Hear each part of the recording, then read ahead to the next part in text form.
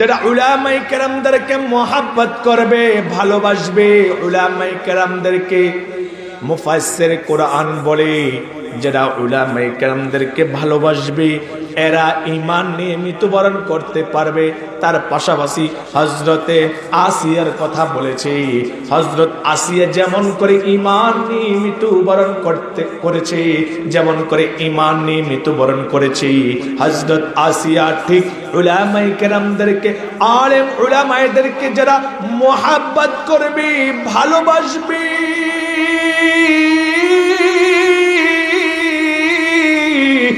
এরা বিবি আসিয়ার মতন ঈমান নিয়ে মৃত্যুবরণ করতে পারবে।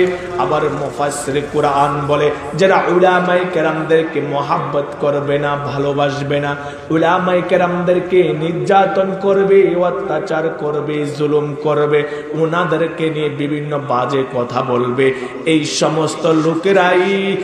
সমস্ত লোকেরাই ফেরাউনের মতন বেঈমান হয়ে মারা যাবে। ঠিক নি? এখানে ফেরাউনের কথা কেন বললেন, আসিয়ার কথা কেন বললেন? মুফাসসির কুরআন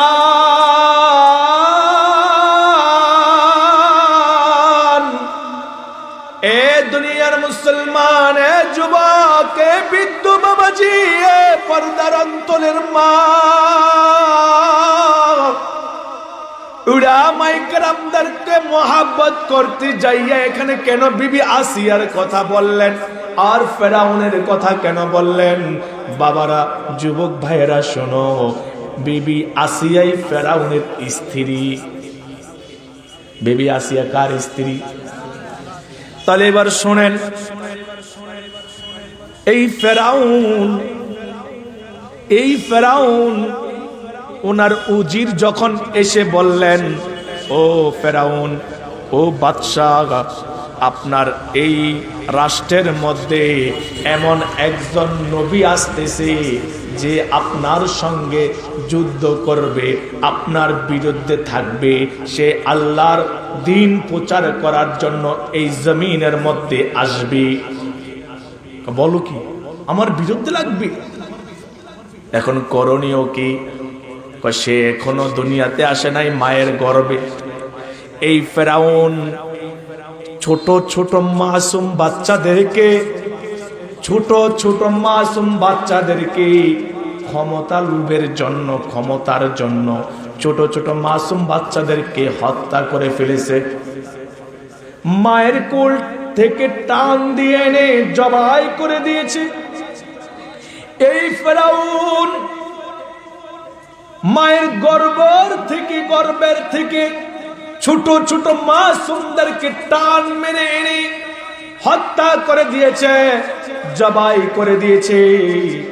শুধু কি তাই না, এই ফেরাউনে মুসা নবীকে মারার জন্য মুসা নবীর মায়ের ঘরে যখন গেলেন, আল্লাহর আরশ থেকে ডাক এসলো, ও মুসার আম্মা, তোমার সন্তান মুসাকে আগুনের মধ্যে ফেলে দাও, চুলার মধ্যে। যদি তোমার সন্তানকে যদি ফেরাউন এসে দেখে, ফেরাউন তাকে হত্যা করে ফেলবে।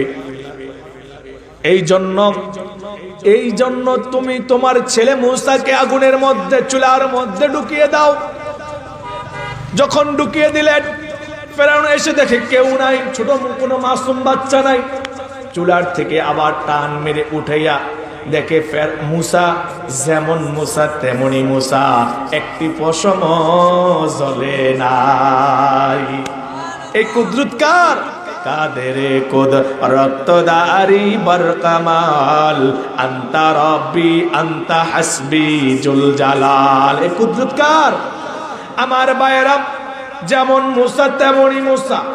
আল্লাহর আরেকটি গায়েবে আওয়াজ দিয়া বলে, ও পয়গম্বর মুসার মা, তুমি তোমার সন্তানকে নদীর মধ্যে বাসায়া দাও, তাকে বাঁচানোর মালিক আমি আল্লাহ। মুসা নবীর মাকে সংক্ষিপ্ত বলি, বাবার সময় তো বেশি নাই। মুসা নবীর মা তো মুনতার মানাইতে পারে না, তারপরেও আল্লাহর আদেশে মুসা নবীকে নদীর মধ্যে ভাসিয়ে দিল। এদিক দিয়ে মুসা নবী ভাসতে ভাসতে নদীর পার চলে গেল। আর নদীর পারের মধ্যে ওই ফেরাউনের বিবি আসিয়া তার সাথীদেরকে নিয়ে নদীর থেকে পানি নেওয়ার জন্য আসছে কলসি করে। যখন পানি নিতে আসছে, দেখে ছোট্ট এক বাচ্চা, সুন্দরও কোন সুন্দর, এত সুন্দর, বিবি আসিয়া দেখিয়া তাকে মোহাব্বত করে ফেলেছে। সুবহানাল্লাহ। বিবি আসিয়া দেখে কোলো নিল, বুকের মধ্যে চুমো দিল, আদর করা শুরু করে দিল। মোহাব্বত করেই তো আদর করে, মোহাব্বত করে না? মোহাব্বত যখন করে আদর দিল, চুমো দিল, তখন কোলে করে ফেরাউনের রাজপ্রাসাদে নিয়ে গেল। আর ফেরাউনের সৈন্যবাহিনীরা বলতেছে, মুসাকে দাও, আমরা তাকে হত্যা করব। কয় না, আমি এই ছেলেটিকে, এই মাসুম বাচ্চাকে আমি লালন পালন করব, তাকে আমার খুব ভালো লেগেছে, মোহাব্বত করে ফেলেছি, এই জন্য ফেরাউনের কথা তো আমাদের শুনতে হবে। তোমার ফেরাউনকে বুঝানোর দায়িত্ব আমার। বিবি আসিয়া ফেরাউনের রাজপ্রাসাদে গিয়া বলে, ও আমার স্বামী, অনেক চেষ্টা করেছ, ছেলে তো আমাদের নাই, এই ছেলেটাকে আমি খুব মহাব্বত করে ফেলেছি, এই ছেলেটাকে আমি খুব ভালোবেসে ফেলেছি, আমি এই ছেলেটাকে লালন পালন করতে চাই, কারণ আমাদের তো ছেলে নাই।